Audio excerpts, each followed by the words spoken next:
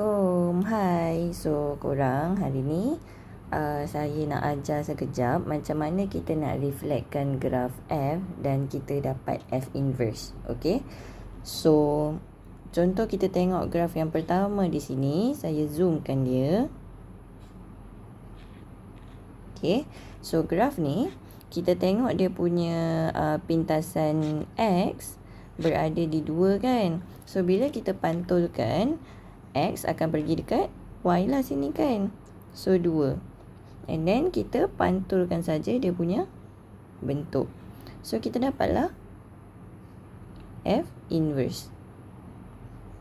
So, yang ni mudah saja kan. Okay, so kita pergi ke graf yang seterusnya. So, di sini sama juga kita nampak graf ni dia berjalan daripada negatif infinity dekat bahagian bawah sini, and then dia limpas dekat 1, kemudian dia terus jalan sampai ke positif infinity di sana. So sama juga, so negatif infinity tu dia akan reflect panjang kan. Ni kalau saya panjangkan, bila kita reflectkan dia, saya pakai warna kuning ni, nampak tak? Kita reflectkan. So, ni jarak dia mesti sama kan? Sebab kita pantul, betul tak? So, saya akan pakai warna ungu ni. So, dekat bahagian sini lah. So, kalau graf ni, dia pergi ke arah negatif infinity di paksi Y. So, dia akan bermula dari negatif infinity dekat paksi X. So, itulah memang dia punya tu. Kemudian, bila dia jalan ke arah paksi Y, tengok dekat graf F, dekat paksi X tu dia limpas dekat 1 kan. Maka, dekat Y1 sini, so graf ni akan melintasi macam tu lah. Okay, so kemudian kalau kita tengok graf F ni, dia berjalan menjauhi garisan pantulan. So, kita pantul lah menjauhi macam tu. So, dah siap graf untuk F inverse. Okay. So, kita tengok graf yang seterusnya pula. Tengok graf ni. So, graf ni, dia tegak je ke atas. Maksudnya, ini adalah graf X sama dengan 3. Garis lurus tegak. Okay. So, macam mana kita nak pantulkan dia? Walaupun, okay, saya nak bagi tahu, graf ni tak kisah pun kalau dia limpas dekat garisan pantulan Y sama dengan X tu. Sini. Tak kisah pun sebenarnya. Garisan Y sama dengan X ni hanyalah sebagai panduan macam mana kita nak pantulkan graf ni. Okay, so kalau dia ada dekat sebelah kiri, dia akan pantul pergilah sebelah kanan. Kalau dia ada dekat sebelah kanan, dia akan pantul lah pergi sebelah kiri. Betul tak? So, tak kisah pun graf F kita tu sebenarnya ada dekat mana. Yang penting bila kita pantulkan melalui garisan Y sama dengan X.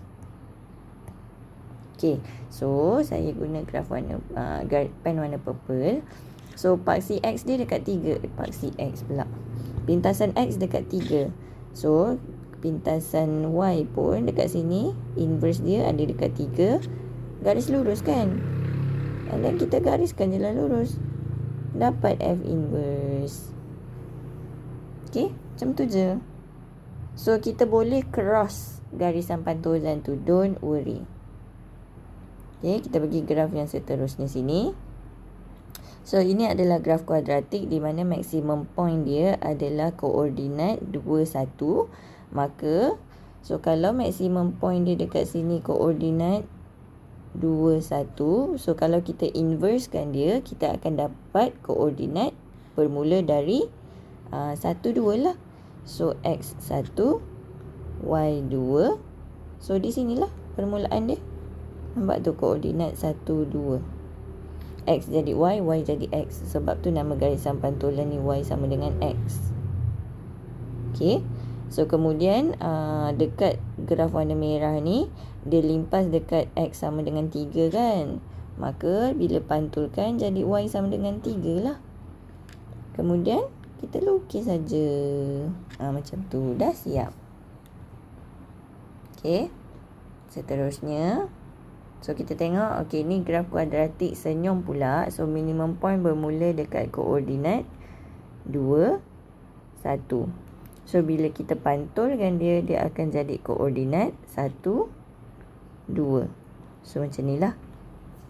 Okay. Dan kalau nampak dekat sini, saya pakai highlight warna hijau. Dia limpas pintasan, bukan pintasan, minta maaf. Dia limpas garisan pantulan tu dekat tempat saya highlight hijau tu. So bila kita lukis kita punya F inverse, dia mesti limpas dekat tempat yang sama di garisan pantulan tu. Sebab apa? Sebab dia simetri. Dia memantul. Bila pantul mesti di exact location yang sama. Okey. So kalau saya lukiskan dia, so saya ada lekuk macam ni. Kemudian dia pergi ke arah pantulan. Nampak?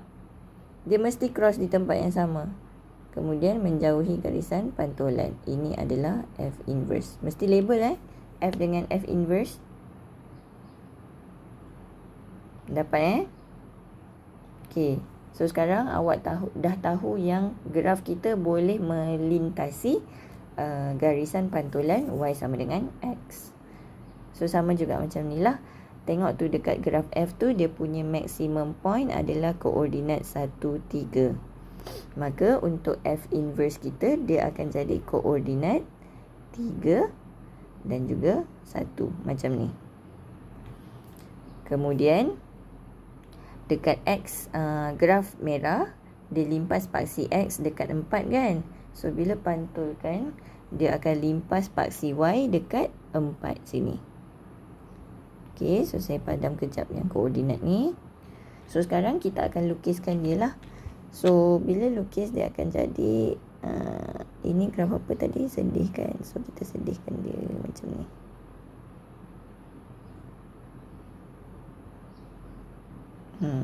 So ibaratnya awak kalau sedih ni kan kita pandang daripada sini tak? Kan? Tengok anak pandang saya tu. So kalau awak terbalikkan, awak bukan terbalikkan, awak 90 degree awak punya screen, kalau awak pusingkan dia, ni saya tak boleh pusing tak boleh. Nanti awak akan nampak dia akan menyedih yang jadi graf warna biru ni. Okey? Jangan confuse. So, itu sajalah. Thank you so much. Thanks for watching. Bye.